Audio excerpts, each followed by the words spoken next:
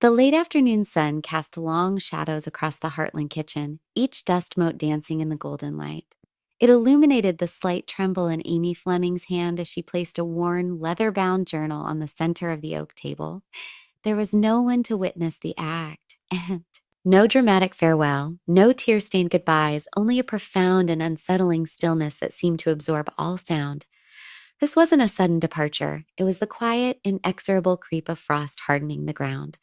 Her faithful horse, Spartan, stood saddled and ready by the barn. A single duffel bag sat by the front door, a stark, silent testament to a decision forged in the crucible of long, lonely nights.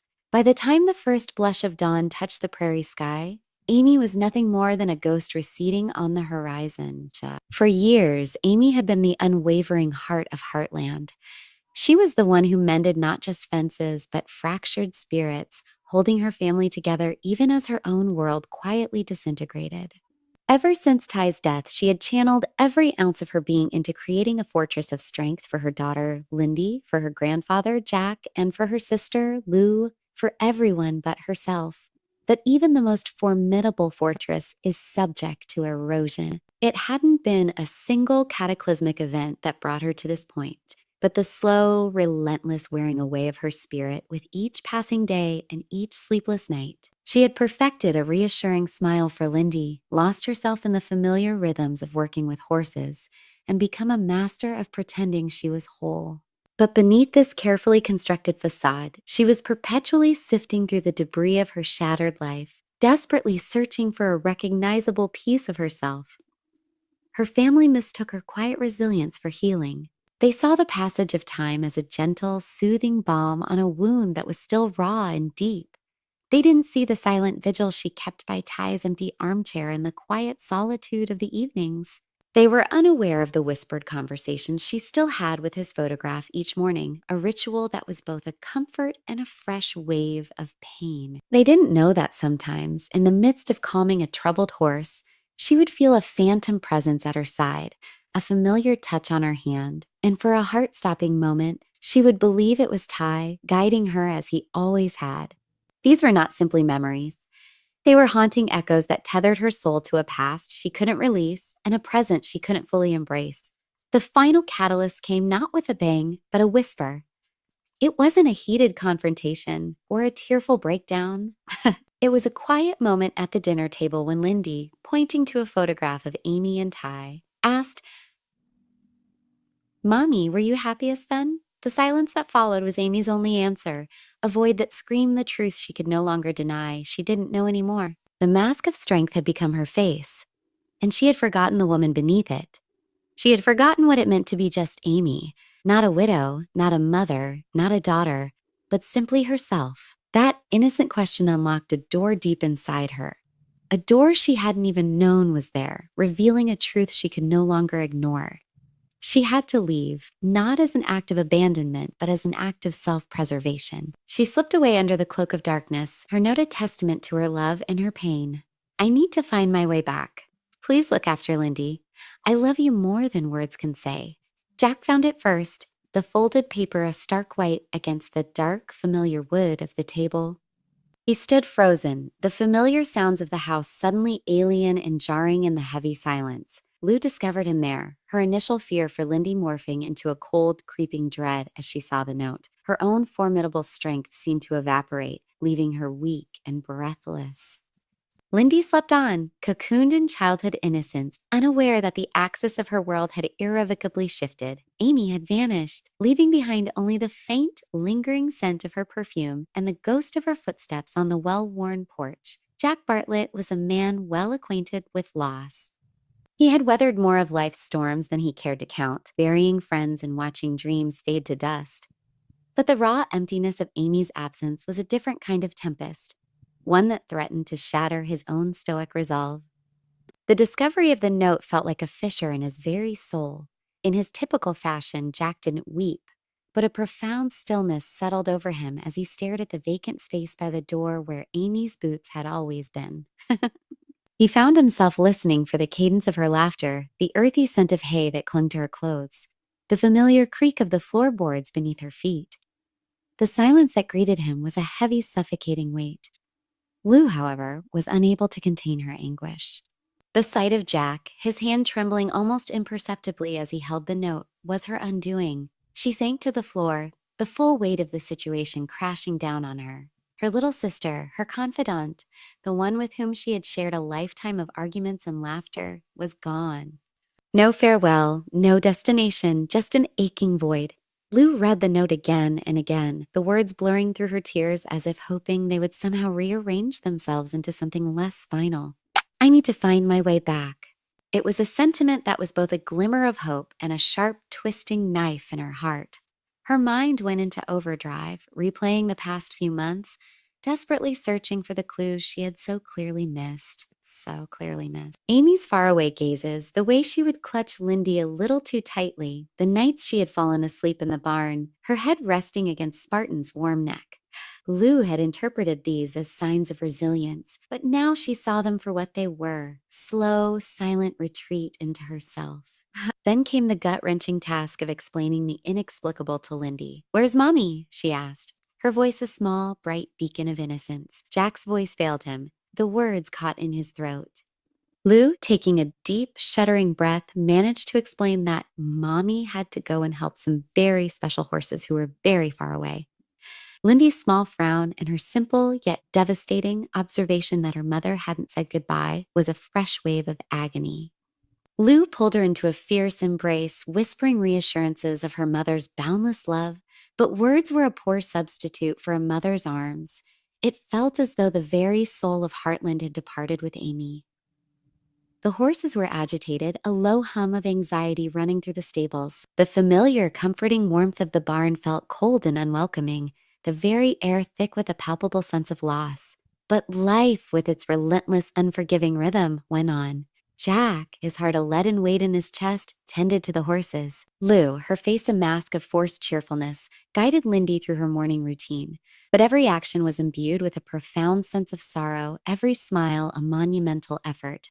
And in the quiet moments, the same question burned in their minds. Why now? What had been the final straw that had compelled her to walk away from everything she held dear? In the vacuum of answers, a seed of doubt began to sprout.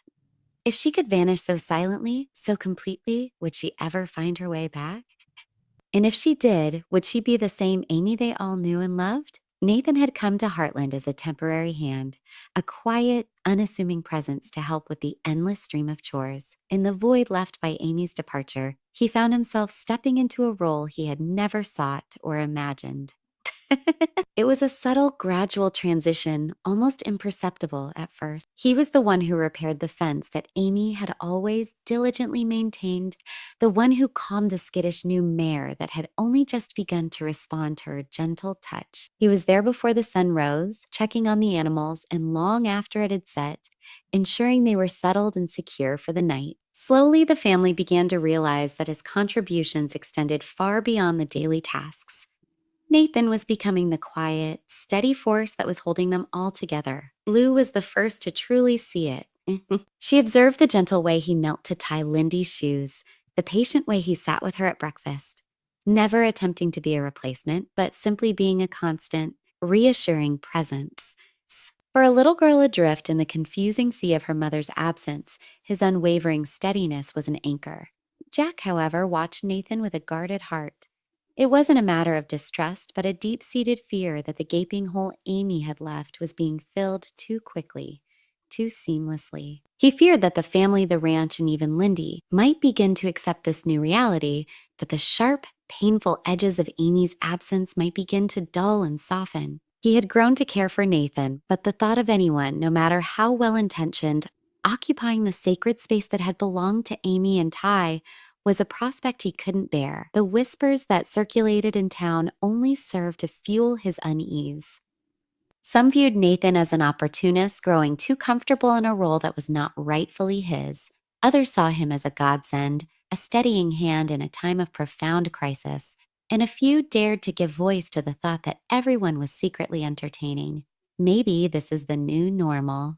Maybe Amy isn't coming back. The turning point arrived one evening in the quiet sanctuary of the barn. Lou found Nathan grooming a restless stallion, his movements calm and sure.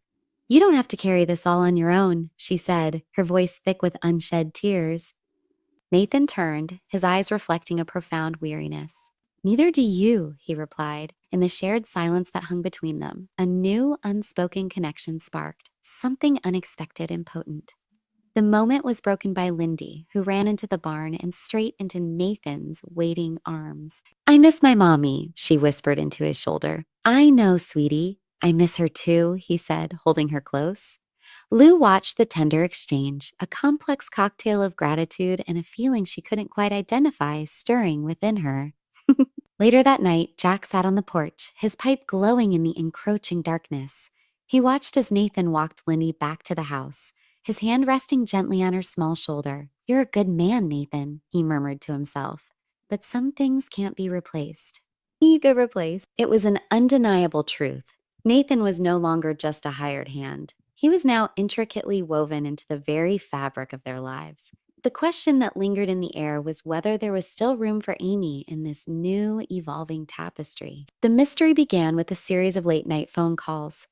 Lou would answer to nothing but the unnerving sound of someone breathing on the other end of the line before a faint click signaled the end of the call. She initially dismissed it as a technical glitch, but the calls persisted, always from a blocked number, always the same unsettling silence. Then Jack made a startling discovery in the barn. Tucked away in an old, forgotten tack box was a small, hand-carved wooden horse, a piece he instantly recognized as Ty's craftsmanship.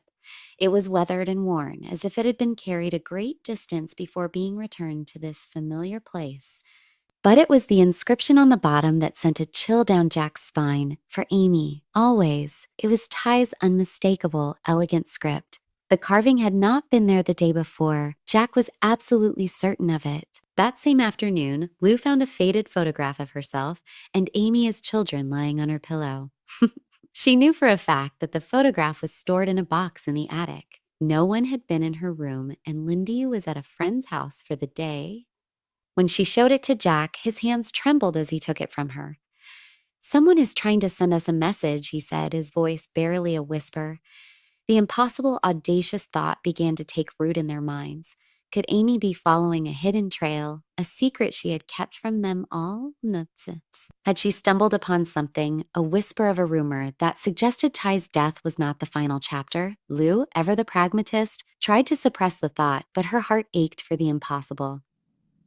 "What if she's found something, Jack? What if there's hope?" she asked, her voice trembling.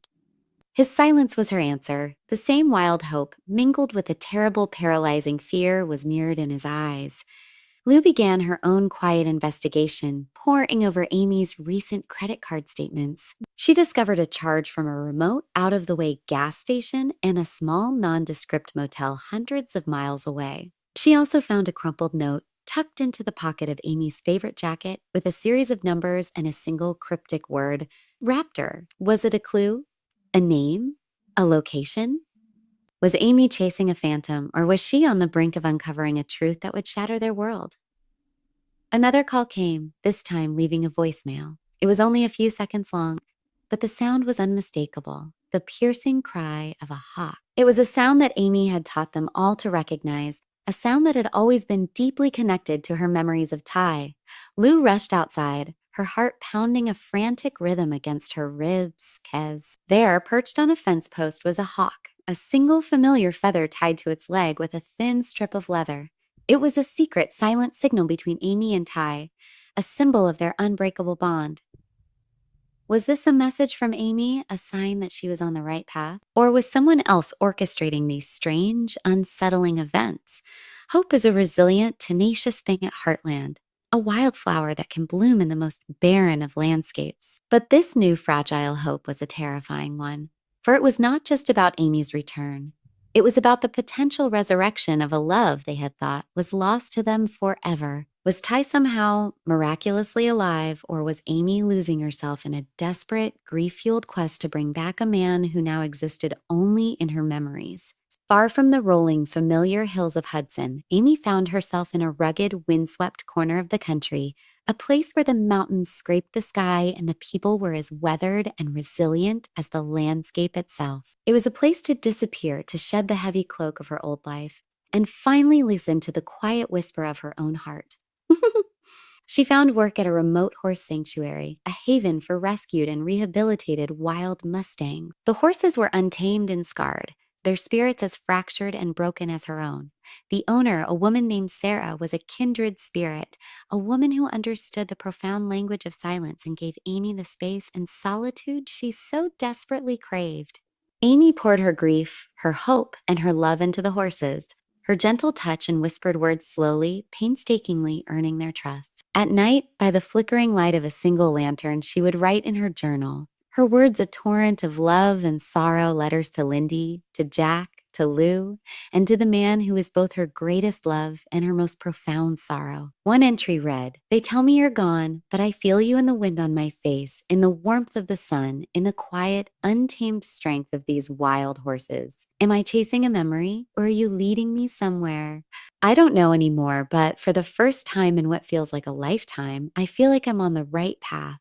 One afternoon, a new volunteer arrived at the sanctuary, a man with a quiet demeanor and a gentle, intuitive way with the horses. Amy didn't pay him much attention at first, but when she heard him softly humming a melody that only she and Ty had ever shared, she froze.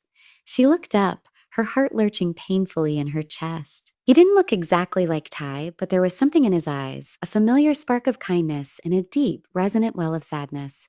"Do I know you?" she asked, her voice barely a whisper. The man simply smiled, a sad, knowing smile that didn't quite reach his eyes. "I don't believe so," he said, "but you have a kind and gentle soul." He left as quietly and mysteriously as he had arrived, disappearing down the long, dusty road. Amy knew, with a certainty that settled deep in her bones, that it wasn't Ty, but the encounter left her shaken and imbued with a renewed sense of purpose. An old woman in the nearby town had once told her, "Some folks come to these mountains to lose themselves, and some come to be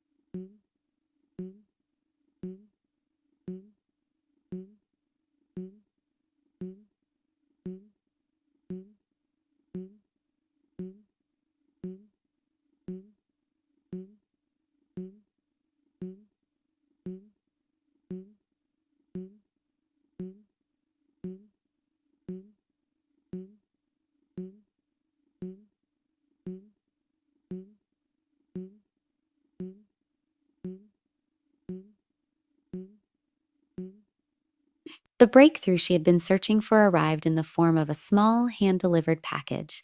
A young boy from the town ran up to her, his face flushed with excitement, holding a small, intricately carved wooden feather. "The man who is staying at the old abandoned cabin said to give this to you," he said. Amy's breath caught in her throat. On the back of the feather, a single powerful word was burned into the wood. Always. It was Ty's promise, their sacred word. Clutching the feather to her chest, a profound sense of clarity washed over her. She knew then that she wasn't chasing a ghost. Ty may be gone, but his love was still a powerful, guiding force in her life, leading her on a journey that was far from over.